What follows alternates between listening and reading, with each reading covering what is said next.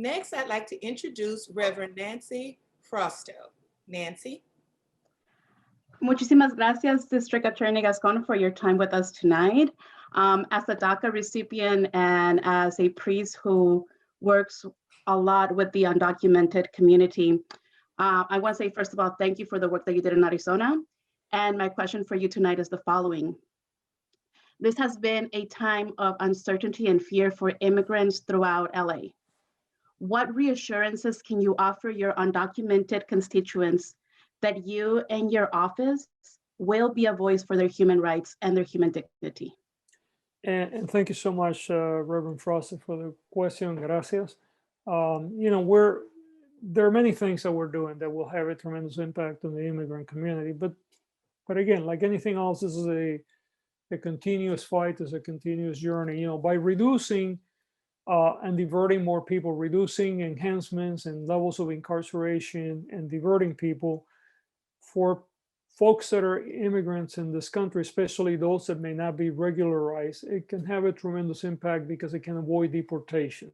As you well know, certain criminal convictions are immediately used to lead to a deportation. So diversion is one of the tools that we can use to make sure that we reduce the impact of the possibility of deportation. The other thing is, having immigration safe pleas, looking for ways to make sure that when there is going to be a plea agreement, assuming that the person is agreeing to because an offense was committed and he or she is agreeing to that outcome, then to try to navigate that to make sure that where we can, that plea agreement is not going to come back and lead to a deportation.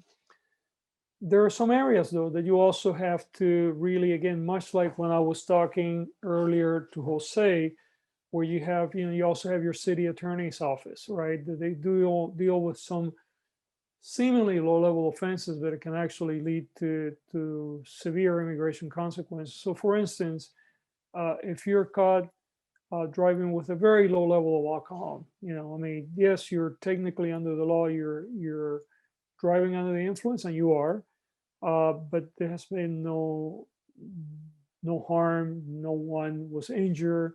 It was a very low level, sometimes 0.08, 0.09 blood alcohol level. If a prosecutor, there are ways to get that agreement, that outcome, to make sure that the person doesn't get deported, even though they have the same outcome in terms of DMV punishing them. So we call it wet reckless, right? Which is a term of art that we say that instead of pleading, or instead of having the person plead to a driving under the influence, you give an opportunity to do a wet reckless. Your DMV points is still the same. Your insurance is still going to go up. You still have all the consequences, but actually, and it's just it's just the way the law is written for the federal government, does not fall under the moral turpitude arena, which could lead to a deportation. And quite frankly, like when I was in San Francisco, we regularly, not just for immigrants, but certain levels of first offense, very low level of alcohol, no injuries. A person had, quite frankly, and depending on the size of the person, could be 2 beers, right? I mean, it's shorter, low stature person, that doesn't weigh very much, alcohol level can rise very quickly. Yes, they're in the influence, but they're not, they're not harming our community in a way that you should want to throw them away, right? You want to get their attention, you want to make sure they never do it again, but you don't want to have a whole family broken up because somebody gets deported, or because somebody that is not an immigrant, but they lose their employment because they're tied up in jail.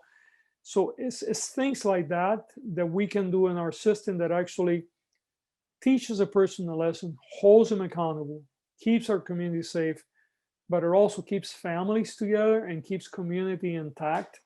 And those are the things that I'm doing in my end. But again, this is where you have those jurisdictions where you have a city attorney. You got to make sure that their policies are consistent with that, and just really looking for ways to provide, not, I mean, certainly for immigrants, but for everybody, give people an opportunity for second chances. It's so important that we do that.